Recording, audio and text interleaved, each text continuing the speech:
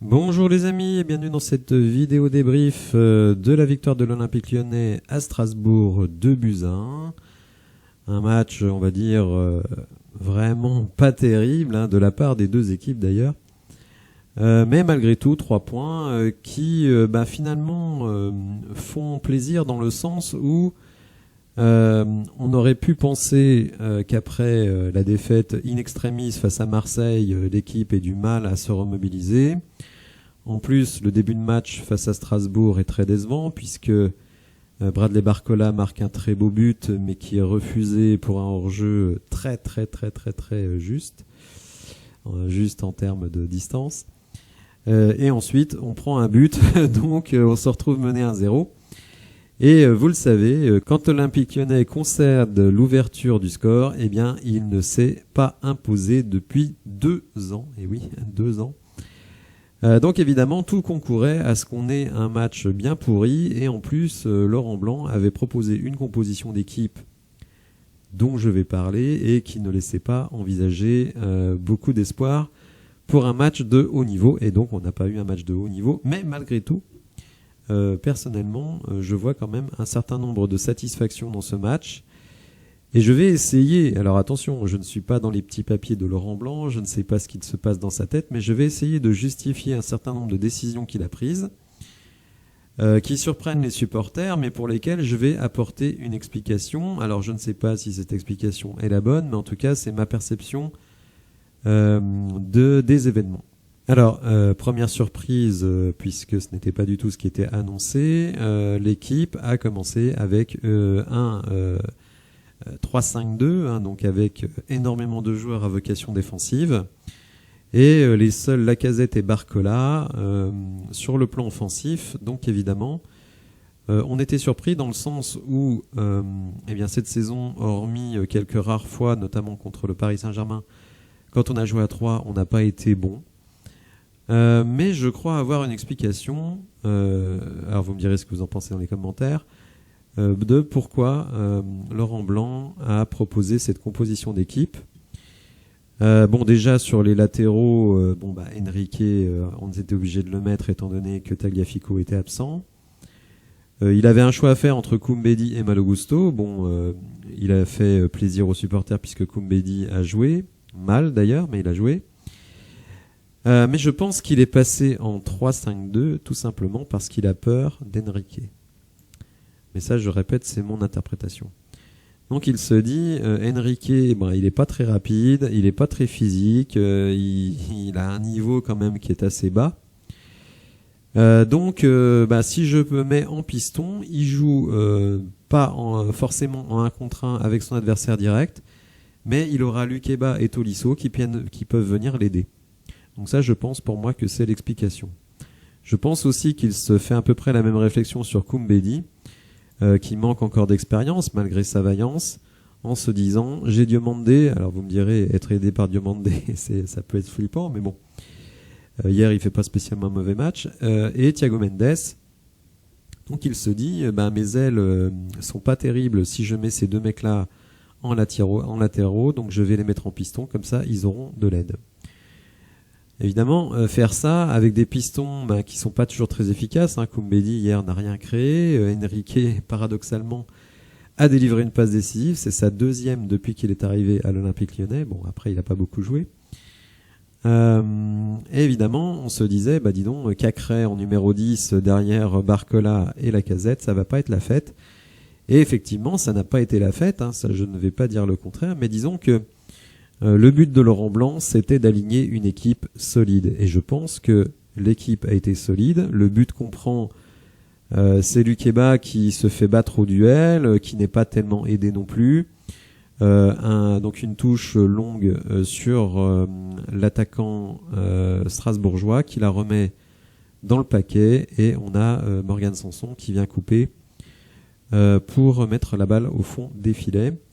C'est dommage parce que c'est quelque chose qui était connu de la part de Strasbourg. D'ailleurs, sur Prime Video, ils ont remontré qu'en début de match, ils avaient déjà tenté cette action qu'elle n'avait pas fonctionné. Mais en tout cas, voilà, il fallait être prévenu. Laurent Blanc, après, a dit, alors vous allez dire, il tape encore sur les jeunes joueurs, Les jeunes joueurs, on a beau leur dire, mais parfois ils manquent de concentration et on prend le but vraiment à cause de ça. Alors Lukeba s'est rattrapé puisqu'il a été à la conclusion de l'égalisation sur un corner frappé par Maxence Cacré et repris de manière très puissante de la tête par Tolisso. Lukeba était en embuscade pour mettre le ballon au fond des filets. Donc on a concédé l'ouverture du score, on a égalisé et ensuite on prend l'avantage sur une très très belle action avec une sorte de jeu en triangle avec Lacazette, Cacré et Enrique dans l'aile qui remet sur Cacré, qui met un peu un tir de poussin, mais là il faut le dire, le Matsels, le gardien, est quand même très mauvais parce que le tir n'est pas si puissant que ça, on peut à mon avis l'anticiper. Bon, après tout, on va pas se plaindre. Alors effectivement, on voit sur les XG que l'OL n'a pas été extrêmement dangereux, 1,17, c'est pas la fiesta. 1,15 pour Strasbourg. En deuxième mi-temps, on a quand même eu 2 belles occasions avec un tir sur le poteau d'Alexandre Lacazette et une reprise, on va dire, assez manquée par Tolisso sur une bonne remise de Lacazette. Bon, un match effectivement pas folichon. Il faut le dire, Strasbourg, c'est une équipe qui est quand même sur une bonne dynamique. C'est une équipe qui joue sa vie, qui joue son maintien, qui a des joueurs quand même très puissants. Et donc, ce que je vois de positif dans ce match-là, c'est qu'on a su répondre aux défis physiques. Et ça, évidemment, c'était essentiel. Après, effectivement, dans l'utilisation du ballon, c'était moyen. Mais bon, il faut dire qu'avec le milieu qu'on a, faut pas non plus attendre des miracles. Certains ont dit c'est peut-être la pire victoire que l'on ait vue depuis des années à l'Olympique Lyonnais. Je suis assez d'accord parce que ça a vraiment été mon ressenti à la fin du match, c'est-à-dire un ressenti mêlé, on va dire, de soulagement parce qu'on n'a pas été vraiment serein jusqu'à la fin du match. Mais en même temps, l'idée de me dire on a quand même bien rebondi puisque donc on prend un coup sur la tête face à Marseille en toute fin de match. On commence ce match avec un but refusé pour 2 cm et on prend un but dans la foulée. Bon, on a su égaliser et reprendre, mais c'est vrai qu'après notre égalisation, on a vraiment eu le sentiment que l'équipe gérait son avance. Laurent Blanc ne voulait pas revivre la même chose que la semaine dernière, donc il a bétonné à mort. C'est pas glorieux. Certains disent comment ça, jouer comme ça face au 15e. Oui, mais attendez, on est 7e du championnat, les amis. Faut pas l'oublier. On n'est pas une équipe dominante, on n'est pas une équipe qui se balade et qui a une marge de ouf face à Strasbourg. Non, ce n'est pas le cas. Et si vous attendez du jeu à la Guardiola, je vous le dis, notez-le bien, ce ne sera pas pour cette saison. Certains se sont étonnés de l'absence sur le terrain, que ce soit en tant que titulaire ou en tant que remplaçant, de Jeffinho et de Ryan Cherki. Alors, certains disent malicieusement que maintenant que Cherki a atteint son quota de titularisation, Laurent Blanc immédiatement le met sur le banc. C'est d'une certaine manière une façon de dire vous m'avez forcé à titulariser Ryan Cherki, maintenant que j'ai le choix de le faire ou de ne pas faire, je ne le fais pas. Il a expliqué l'absence de Ryan Cherki d'une manière un peu différente en disant que ça restait un jeune joueur, qu'il était peut-être un petit peu rôti. Et donc, se reposer sur ce match-là était sans doute bénéfique pour lui. Certains disent non mais n'importe quoi, Cherki il a 19 ans, il peut enchaîner, ça on n'en sait rien.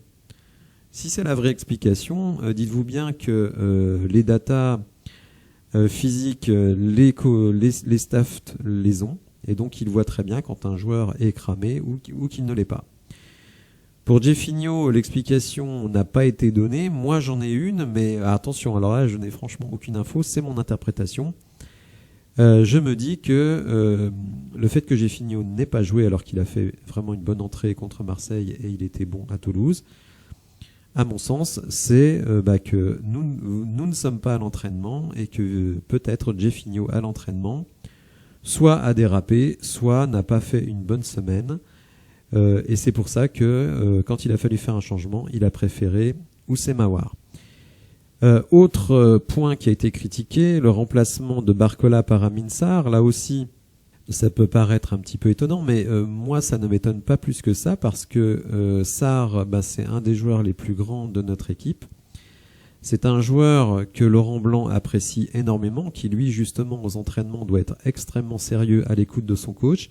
Et si pour le moment, lors de ses entrées, il n'a pas été transcendant, il savait qu'en le mettant sur le terrain, déjà il récupérait sa taille, et il savait qu'en fin de match on aurait beaucoup de coups de pied arrêtés à jouer, notamment défensifs, mais aussi qu'il allait faire le pressing. Donc moi ça ne me choque pas, c'est vrai que je militais pour que Jeffinho joue, mais son absence, je l'interprète comme une semaine d'entraînement qui n'a pas été positive de la part de Jeffinho. Peut-être que j'ai tout à fait tort, mais je ne vois pas d'autre explication. Peut-être qu'on en aura une. Bon, globalement, je trouve que s'en sortir avec les 3 points dans un match comme ça, avec une tactique extrêmement défensive, beaucoup de défaillances individuelles. Enrique, il fait certes une passe décisive, mais on voit quand même que c'est un joueur archi limité.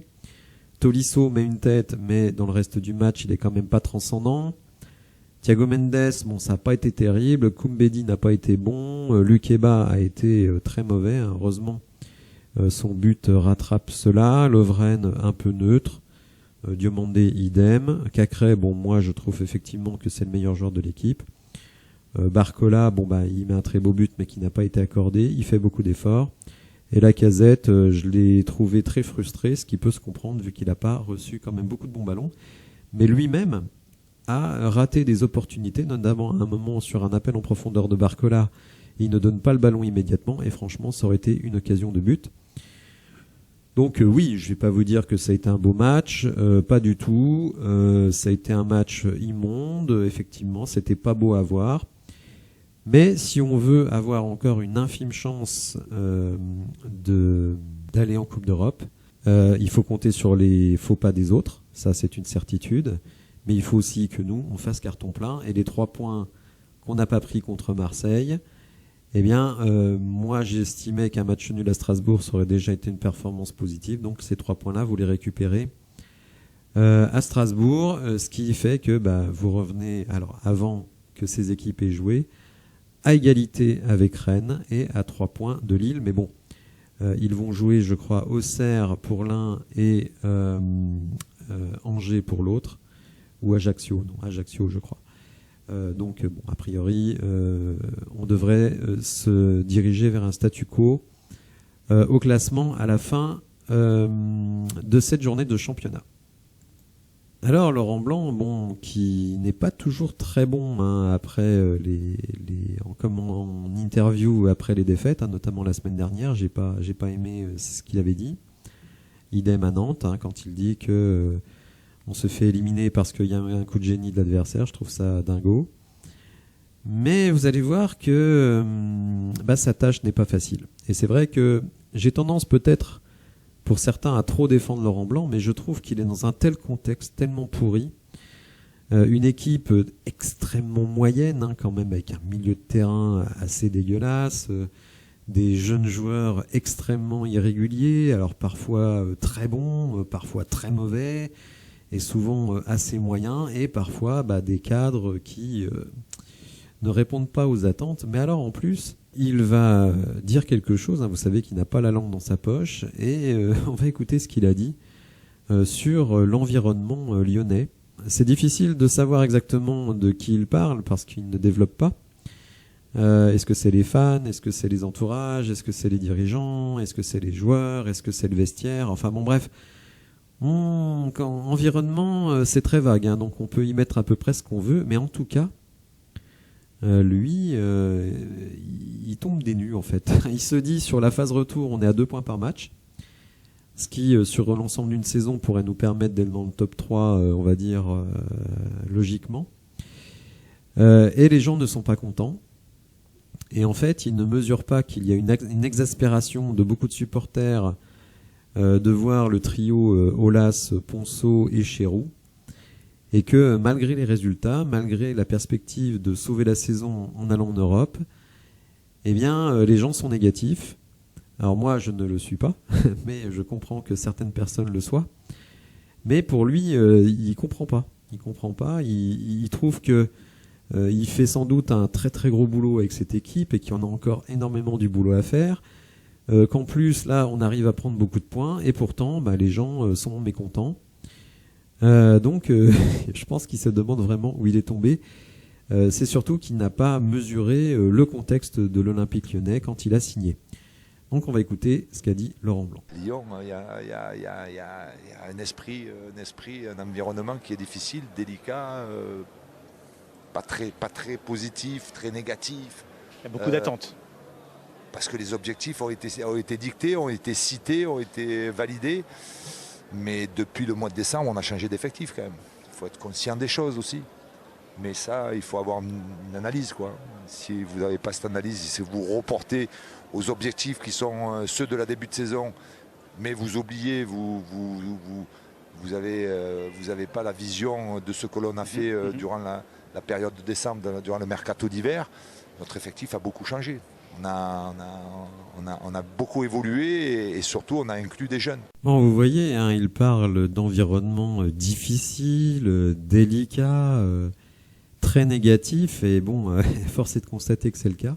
Je crois que Laurent Blanc n'a pas compris que les supporters étaient excédés et que lui, évidemment, il regarde de près Lyon depuis qu'il a signé à l'Olympique Lyonnais, mais évidemment, les années de frustration que l'on a sur les 4-5 dernières années, on va dire depuis le Final 8 pour être rapide, il ne le mesure pas. Bon, c'est sans doute de sa faute, mais pour lui, c'est totalement incompréhensible. Alors rapidement, un petit œil sur l'attaque momentum, hein, vous savez, mon graphique favori.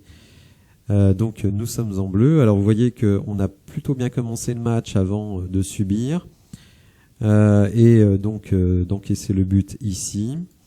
Belle réaction à ce moment-là, notamment dirigée par Maxence Cacré. La deuxième mi-temps, il faut le dire, hein, on fait de la résistance, hein, on cherche pas à faire grand-chose. Donc on a un petit sursaut ici, mais sinon c'était vraiment tous derrière. On protège notre avantage au score. Alors ce n'est pas glorieux, évidemment, hein, ça je vais pas vous dire le contraire. Mais je pense que Laurent Blanc, lui, se dit on va jouer chez un promu qui est sur une bonne dynamique. Revenir avec les 3 points, surtout après ce qui s'est passé contre Marseille, après avoir encaissé l'ouverture du score, avoir eu un but refusé, etc., etc. Lui, il estime que on s'en sort plutôt bien. Alors attention, hein, il n'a pas dit en fin de match que c'était magnifique et tout, qu'il était content du jeu. Mais en tout cas, lui et moi, pour le coup, je suis satisfait d'avoir pris les 3 points.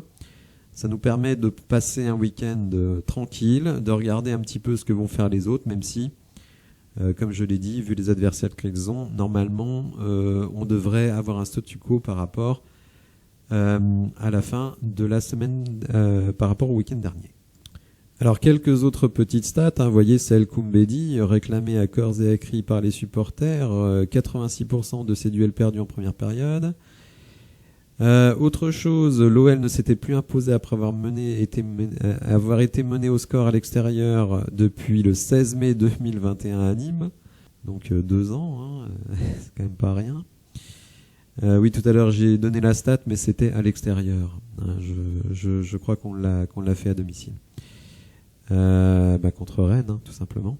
Bon, il faut le dire, il n'y a pas énormément de choses à dire sur le match d'hier. C'était un match, on va dire, comme il y en a dans la saison. Rappelez-vous le match aller face à cette même équipe. On a été archi dominant et pourtant on repart avec 0 points. Donc je vais pas dire que je préfère le match de ce soir à celui au match aller, mais en tout cas je préfère le résultat. Et je pense qu'effectivement, je suis curieux de voir si Laurent Blanc reste l'été prochain, ce qui pour moi n'est pas du tout garanti, et qu'il obtient un effectif en adéquation avec ce qu'il veut voir sur le terrain. Eh bien, je suis curieux de voir ce que l'équipe peut faire. Moi, je pense qu'il y a des motifs d'espoir, même si évidemment beaucoup de choses seront liées au mercato. Voilà, j'espère que vous appréciez la vidéo. Si c'est le cas, n'hésitez pas à la liker, à vous abonner à la chaîne. Et je vous dis à bientôt pour de nouvelles infos. Merci, au revoir.